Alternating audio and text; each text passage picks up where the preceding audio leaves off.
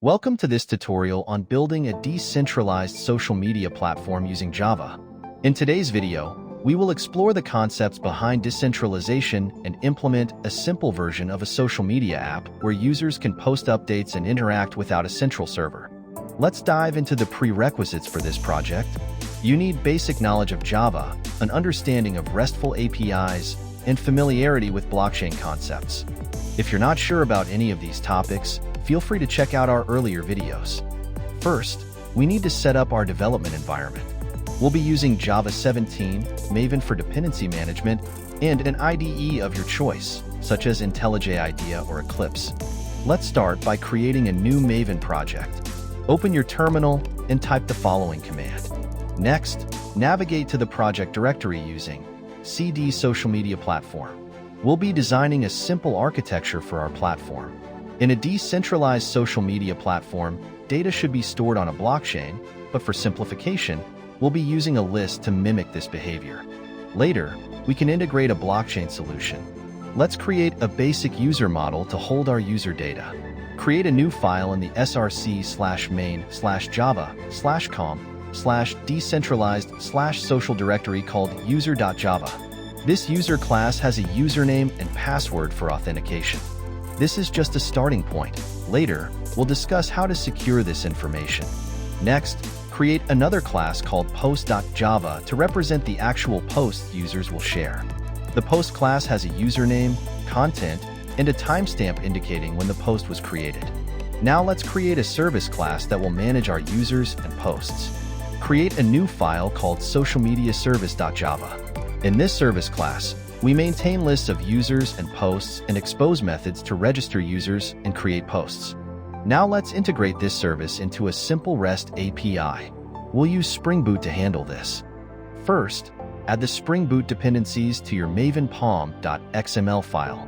Next, create a new class called socialmediacontroller.java to expose HTTP endpoints. In this controller, we expose 3 endpoints: one to register users, one to create posts, and one to retrieve all posts. To run the Spring Boot application, create an application class in the same package. Now that we have our basic application ready, let's run it. Go to your terminal and execute mvn Spring Boot run.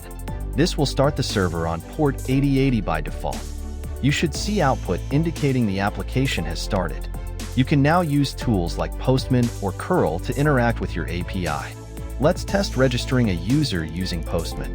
Make a post request to http://localhost 8080/API/register with the following JSON body. Great! You've successfully registered your first user. Now, let's create a post for this user. Make another post request to http://localhost 8080/API/post with the following JSON body. Now, let's retrieve all posts. Make a GET request to http://localhost 8080/API/posts. You should see the post we just created. Now that we have a working prototype, let's discuss some improvements we can make.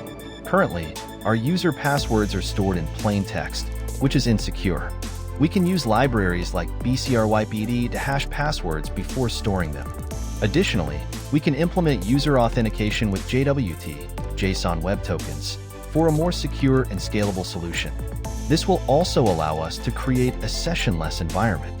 Let's briefly outline what changes would be needed to implement JWT authentication. We'll need to add dependencies for JWT, create a filter to validate tokens, and modify our routes to require authentication. To sum up, we have developed a basic decentralized social media platform using Java and Spring Boot, focusing on user registration and post creation. We also highlighted the need for stronger security practices in a more robust application. In our upcoming videos, we will dive deeper into implementing blockchain storage, user authentication, and enhancing the overall security of our application. Thank you for watching. Don't forget to like this video, subscribe to the channel for more content, and leave your comments below if you have any questions or suggestions for future tutorials.